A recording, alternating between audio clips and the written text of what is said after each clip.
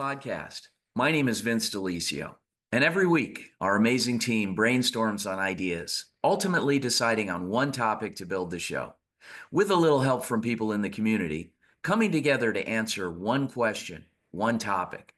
This week, our team will discuss the importance and impact of junior college sports. We hope you enjoy the next 20 minutes. Welcome to Overtime.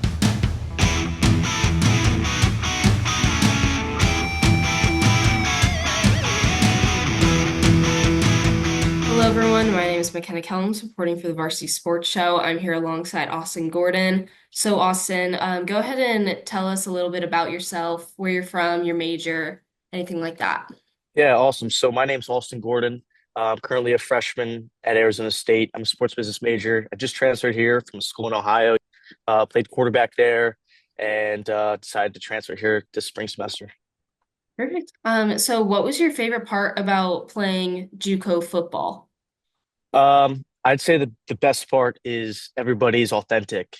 And it's different than being at a big Division One school. Some guys are there for different reasons, whether nowadays it's NIL, or yeah, just different reasons. But JUCO, everybody's there for the love of football, and just the pure love of the sport, and everybody can bond over just being passionate about football. Right. And how do you think it helped you become a better student, a better teammate, or a better friend? Yeah, the schedule was very demanding, whether that's early morning workouts or late nights meetings. And there were a lot of guys on the team, so everybody was competing. So I had to build a lot of mental toughness, and obviously got stronger. But I'd say it's the mental game. Right. So I know you just said that there was kind of that hectic schedule. So what did a day-to-day schedule kind of look like? Yeah, obviously it depends on off season or in season. But in season would be early morning meetings, or a workout. We'd have 2 to 3 workouts a week. And then we'd have classes. You have to attend classes, and every week there'd be a grade check. So your professors would send emails, or you have to get signatures from your teachers to show grades, because grades were very important. They took that very serious. So grades, and then in the classroom, and then after that we'd have practice around 5 o'clock, and that would go until 7. Then we have meetings sometimes after practice, like 4 times a week, to watch film after practice. And then obviously you take care of your homework.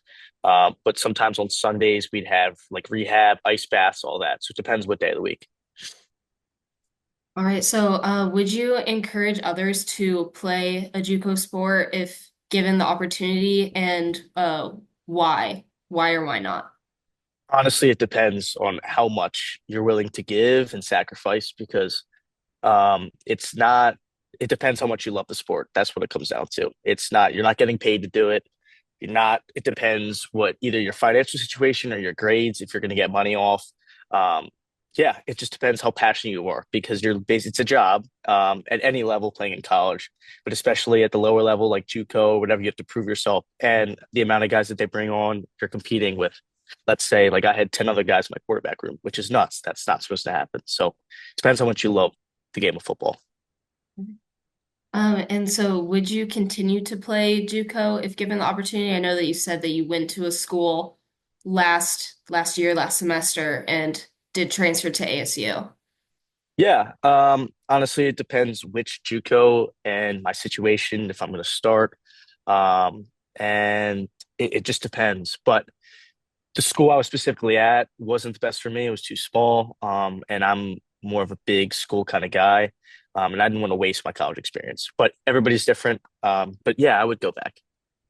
All right. Well, thank you so much, Austin. Tune in to Varsity Sports Show Overtime podcast with host Vince DeLisio, streaming on Spotify, YouTube, and all major platforms every Monday. Stay in the game with the latest in high school and college sports. Follow us on Instagram and Twitter. Search Varsity Sports Show for all action, and hit that follow button and never miss a play.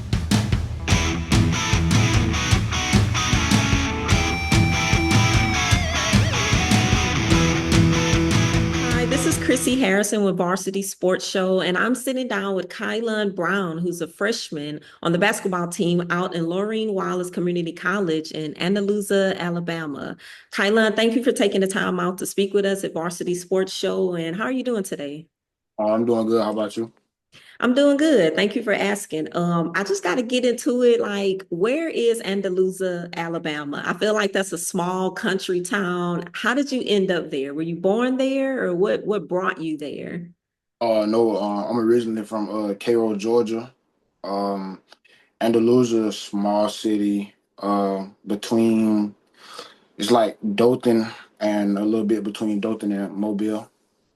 Okay, I think I'm actually familiar with Dothan because there's a military base out there, I believe. Interesting. So you're a freshman. How is it that you were able to get on the varsity team as a freshman? I feel like that must mean you have really good skills. Just hard work, Hard work, dedication. dedication. Okay, so you've been putting in a lot of hard work. Do you know how many other freshmen are on the team besides yourself? We have around like six freshmen. Okay. Now let me ask you this. You play small forward, and I know a little bit about basketball myself. Were you always the number three position, or did you start at the four and transition to the three, or how did that work? Coming in middle school, I wasn't as tall as I was now, big as I was, strong as I was. So middle school, I was a little bit of the guard position, and then as I got older, I grew. Okay. Now, was it your dream to always play the three, or like you mentioned in elementary or middle school, did you want to be the point or the shooting guard? Um, More so just anything to get on the court. Okay. Anything to get on the court, and your skills must be really nice. Who is your favorite number three right now playing in the NBA? Uh, LeBron, the GOAT. LeBron to go. Oh Yeah. man, I love LeBron myself too. And man, do they play tonight? I don't know. Yeah, actually they do play tonight.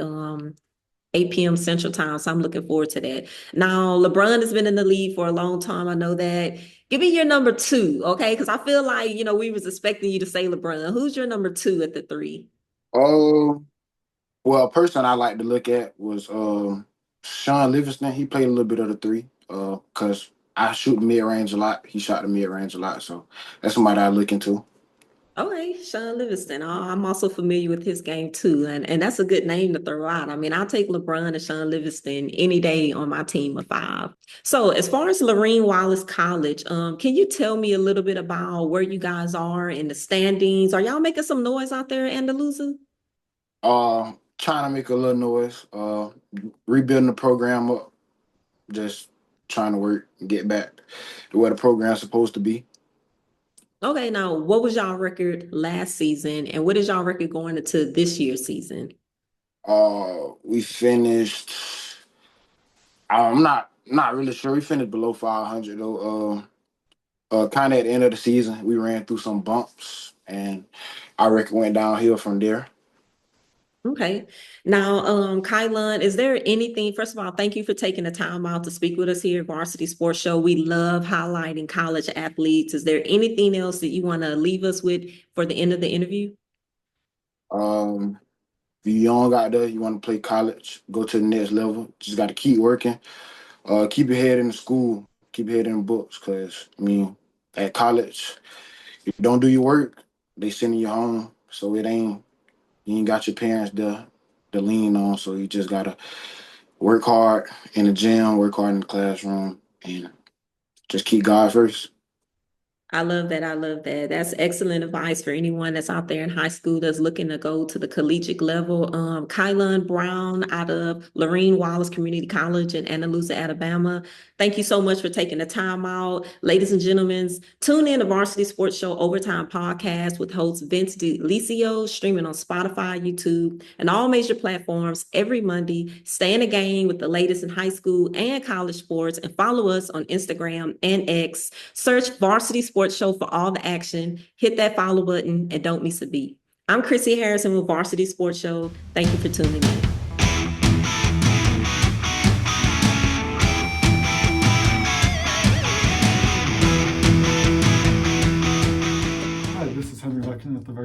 Show here with Milexa Cardona, former Division I JUCO volleyball player. So you were talking to me a little bit about how obviously a top program in the country, you guys made a run to the Final Four. Can you tell me about some of those experiences making that deep run? Yeah, so the stories about JUCO are true. It is the trenches. It is not easy. I don't think JUCO is for everybody. It was really tough. I went to Polk State College. It's in Winter Haven, Florida. Very, very, very small town in Florida. Lacks diversity, which is something that I'm not used to nor am I comfortable with.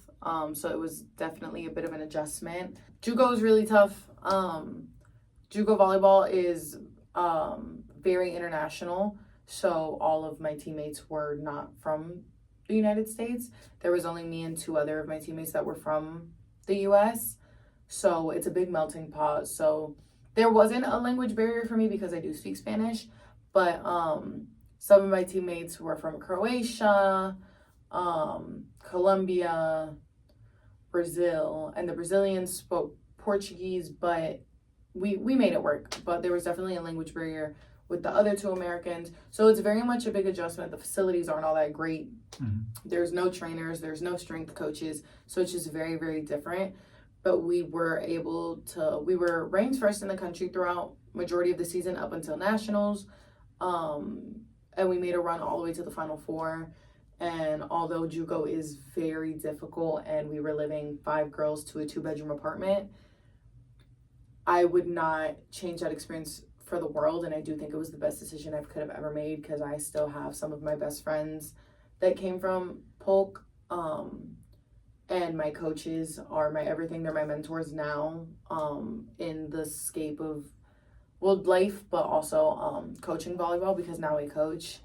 But Polk State honestly changed my life. And despite how difficult navigating the JUCO life is, I would have done it all over again. Yeah, you talked a little bit about those relationships you made. Do you think being in that sort of situation with players that all had such high aspirations sort of like bonded you in that unique situation? Yeah, for sure. I think it's just very different playing with people that aren't from here as well because they just wanted to be here. So they just played for the love of the game. There wasn't, at that time, there was no NIL. There wasn't any monetary benefit other than like they just wanted to be here and they just wanted to play the sport that they love and get a college education. I just wanted to play the sport that I loved and I wanted to get a college education, but more so I just wanted to play. I just wanted to play at the college level. So when you combine all that love for the game and then love for each other, that is ultimately why we were so successful. Yes, we were very, very talented team, very skilled physically. We, position for position, we were just that good of a team, but I believe the reason why we were so good and so successful was because of our chemistry together. And then I guess my last question is, how are you guys able to establish that chemistry both on and off the court, given that there were some of those language barriers that you guys ran into? So our coach definitely, his biggest thing is culture, and that's why I preach so much about like a team's culture and a coach's role in that, because he set the standard and he wouldn't allow for anything else. Like there was no team drama that went like that just swept under the rug. Like everything was addressed. We made sure to have a lot of team bonding experiences at the very beginning when we first met each other. So it's just icebreakers. You have no choice in JUCO but to get close to your teammates. You don't get away from them. There's no off days, there's no space, you don't have your own room, you don't have your own bathroom, you are in the same classes. We also like lived off campus and there was only 3 cars. So even on a day, if I didn't have class, I still had to drive them to school. Like there wasn't a single day that you got to yourself. So you're just kind of forced into being that close with your team.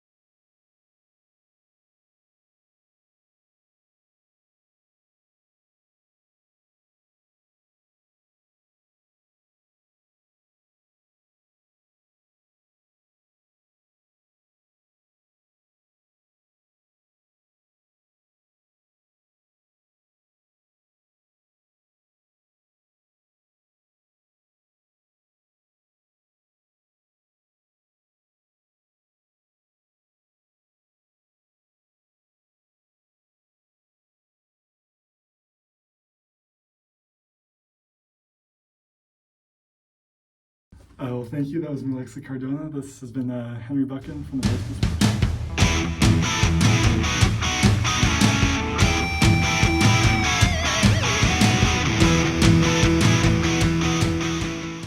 Hello, my name is LeRone Wright of the College of Southern Nevada, here with Varsity Sports Show. Today we have Chase Jackson, center of the College of Southern Nevada, interviewing him about the benefits of JUCO sports. Chase, what do you think are some of the biggest benefits of playing JUCO basketball with your experience? Some of the biggest benefits, I definitely got a lot better. I got more real live rep experience of what a college basketball game is and what it should be like. Also becoming a better person on and off the court. So that's that. What has the JUCO grind, as they say, taught you about hard work and discipline? The JUCO grind has taught me either you're gonna be all in or you're gonna be out because there's no in between. Like, if you do this, you're gonna really have to.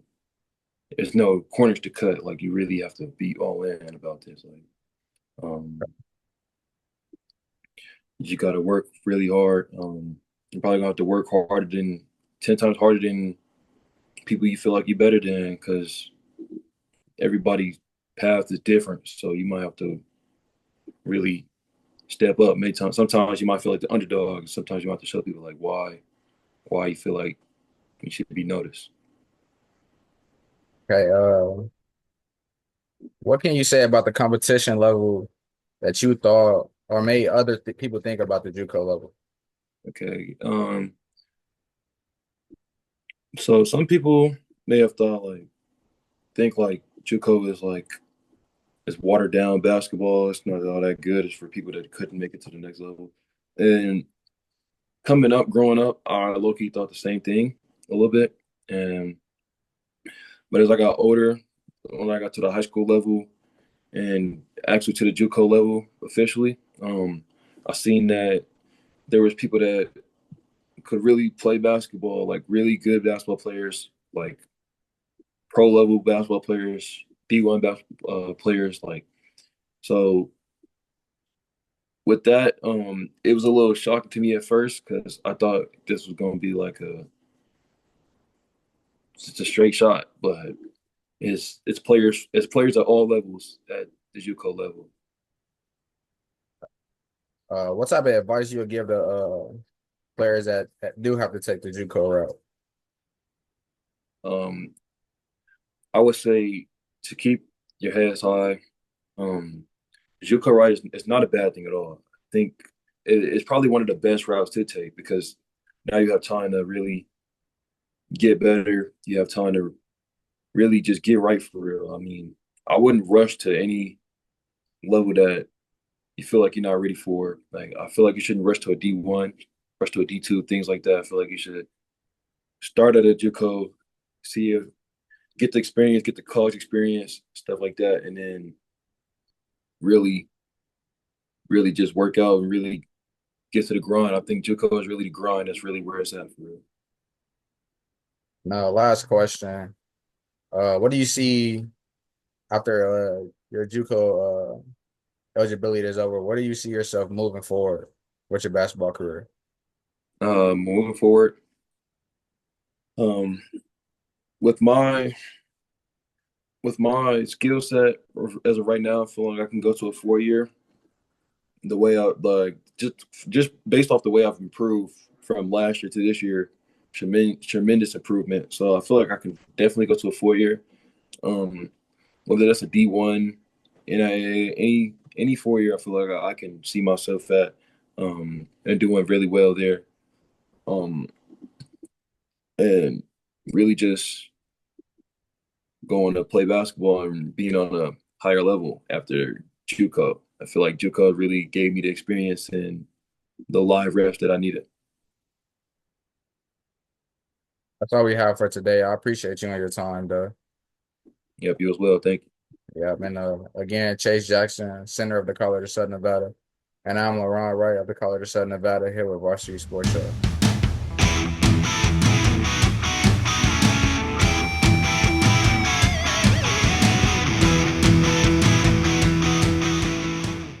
Thanks again for tuning in to the Overtime Podcast this week. On behalf of our co-hosts, Henry Buchan and McKenna Kellams from Arizona State, Krissy Harrison from Texas Southern, and LeRone Wright from the College of Southern Nevada, my name is Vince DeLisio, and you've been watching and listening to the Overtime Podcast. See you next time.